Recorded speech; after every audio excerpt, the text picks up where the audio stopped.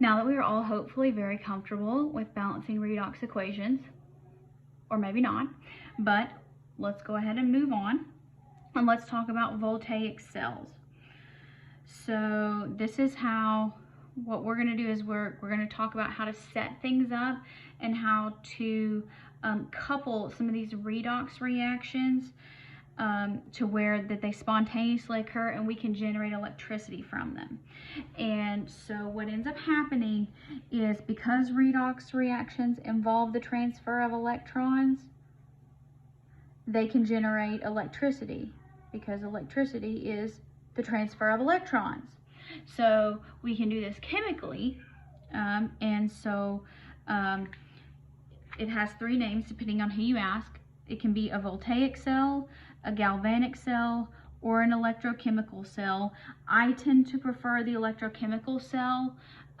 This has to do with naming after people, and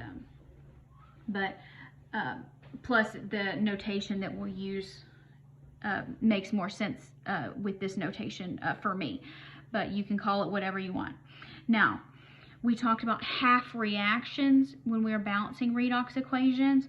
So each half reaction represents, in this scheme, a half cell.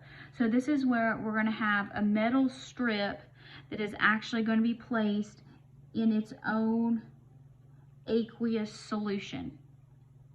Write this down. We'll draw a diagram. We'll talk about it in more detail in a minute.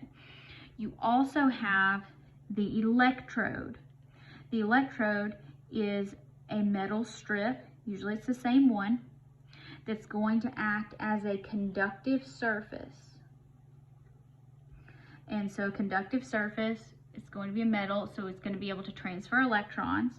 So the conductive surface is where the electrons are going to either enter or leave that particular half cell. Now, sometimes you'll have half cells that are only aqueous solutions, and you'll have an inert electrode. I'm not going to get into a lot of that business. I may mention it, but that's beyond my realm of expertise. So let's talk about the balanced equation. It's going to be the spontaneous redox reaction between zinc and copper. So you're going to have one side and the other side. So you're just going to kind of couple these. So on one side, and again, this is going to be an equilibrium, so what's on the left and on the right doesn't really matter. So you're going to have zinc solid. So here the states matter, although you'll know that the ions are going to be the aqueous solutions. And so the zinc solid mixed with the copper 2 aqueous solution is going to go this way forward. So zinc's going to go with its aqueous solution, and copper is going to become solid. So these are your two half reactions. So if we're going this direction, zinc is going from 0 to +2. So zinc in this, so going from 0 to +2, it is losing electrons, so that's going to be the oxidation. Copper is going from 2 to 0, so it's gaining, so it's going to be the reduction. So you're going to have to be able to note which is going to be the oxidation and which is going to be the reduction. That's going to be important soon. Now, each metal strip is going to reach equilibrium with the ions that are in its solution, but that's going to occur at different rates. So how the zinc transfers its electrons is going to happen at a different rate than how copper is transferring its electrons. Now, here's how this is how it works. This is how it works. So this is a key point of understanding. So the idea that one electrode, so one of these, the oxidation or the reduction, is going to become more negatively charged relative to the other electrode due to these differences in these ionization tendencies. This is how we're going to make these electrochemical cells work. We're going to take advantage of these equilibrium and rates of these reactions. So we're going to talk about rates of reactions, we're going to talk about equilibrium, we're talking about spontaneity. We're bringing a whole lot of the concepts together here. But what we're going to be dealing with, and we're going to be talking about things relatively, so things are going to get more negative. So you can also say less positive, because depending on what we're looking at, these mean the same thing. So pick the notation that works best in your brain. So that becomes the concept of potential difference. So potential difference is, that's going to be the measure in the difference of potential energy. Potential energy that comes from the charge difference on these two electrodes, and we're going to measure it in a unit called volts. Volts you'll get into when you're doing physics and electricity a lot more so. Yet another reason I don't like it. But it is also referred to as the electromotive force. So the EMF. Because what it does is it forces the movement of electrons. So we care about creating a potential difference. Now, the cell potential, and this is why I prefer electrochemical or electromotive, which is going to be E cell. So, and that's how we'll write it. We'll have E, and then cell is going to be in the subscript. Is the potential difference between these two electrodes. So when we are at standard conditions, remember what standard conditions are: 1 atmosphere, 25 degrees Celsius, and 1 molar concentration. The standard cell potential is referred to as E0 cell. So remember the 0, that means standard. How do we build the voltaic cell? All right, you're going to get used to drawing these. There's a lot of drawing involved in this unit, constructing them. Plus, if you're engineers, you should like this. Now, you have the anode. The anode is always where oxidation occurs. Oxidation occurs at the anode. It is going to be the one that is going to be more negatively charged, or you can say less positively charged. And it is always going to be labeled minus. And so the way that I try to remember this is anode has an N, and the N stands for negative. So the negative oxidation.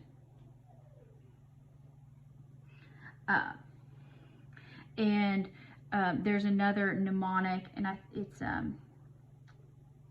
NiOPIR. Negative is oxidation, positive is reduction.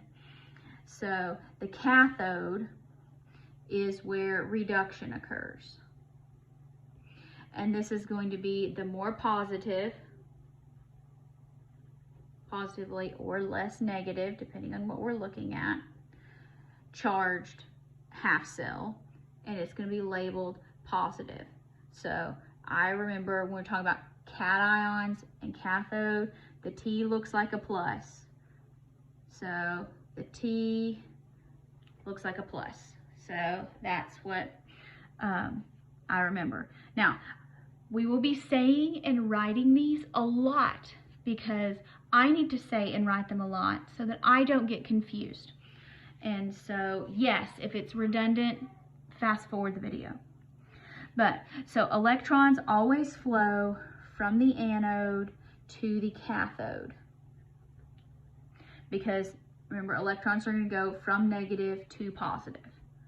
That makes sense. Because if you're thinking about like a concentration gradient, if you have lots of negatives over here, not many negatives here, the desire is for equilibrium. So, we're going to run into a problem. If the movement of electrodes is only charge, then the buildup is going to stop the flow almost immediately.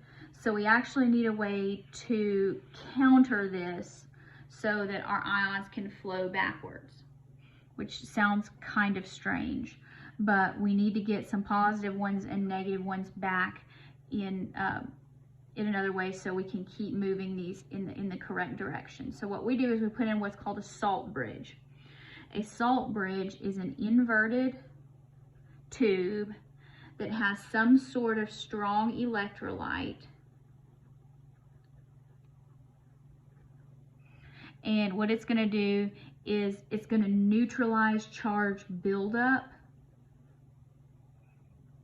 but it's still going to keep the cells apart. So it's going to keep the cells from mixing, because we don't want to put the cells actually together. You don't pour one solution into another. You connect them like a circuit. It's exactly, you're creating a circuit. And so the salt bridge is actually what completes the circuit. So circuit, circle. All right, so here in our previous page, we had made our zinc plus copper 2, zinc plus 2 plus copper solid. Okay, so, and we said this here is oxidation, this here is reduction. So that means that oxidation occurs at the anode. So because I read from left to right, I'm going to draw these from left to right, okay? So that's going to be your zinc solid and some sort of zinc solution. So usually it's going to be like a nitrate solution, or you can just call it zinc aqueous if you want to. All right, so that's going to be your zinc ions. So this is a half cell. All right, so this is going to be our oxidation half cell. You don't actually have to label that, but I'm just trying to use this in as many terms, so hopefully you latch onto something that's going to work and make sense to you. All right, so here, this is the anode. Over here, here's the positive end. This is going to be the cathode. And this is going to be our reduction half cell. So here, we're going to have our copper metal. And here, we're going to have our copper nitrate solution, or you can just say copper 2 aqueous. All right, so electrons are going to go from the anode to the cathode. This here is going to be our voltage, our potential difference. Or if there's a light bulb, that would light the light bulb. Now, if our electrons go from here to here, it's gonna stop very soon, because they're like, oh, okay, well, we're neutralized. So here, this is our salt bridge. And usually it's gonna be something that's like potassium nitrate, some sort of strong ionic compound. NaCl would work, usually like a sodium potassium salt. That's gonna connect these two. There's usually like some metal strip in there that's gonna actually serve as the plate where these ions can go. So here's the circuit, here to here, counter ions, and back. So look, it makes a full circuit. I'm not very good at electricity, but this is a pretty standard scheme. of an electrochemical cell. So you need to know what this is, how to construct one, what happens where. Oxidation occurs at the anode, which is negative. Reduction occurs at the cathode, which is positive.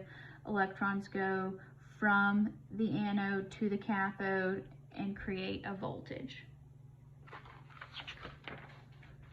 Turn the page. We're almost done with this section.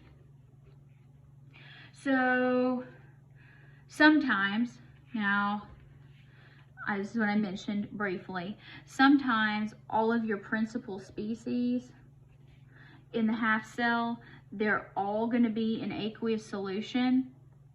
So you don't have an actual electrode, you don't have a solid metal.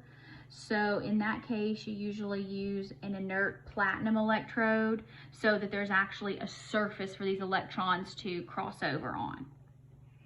So here, if you have like this permanganate solution, you can see how it stays in solution. The iron goes from solid, oh, that's not +2, so it goes from solid to +2.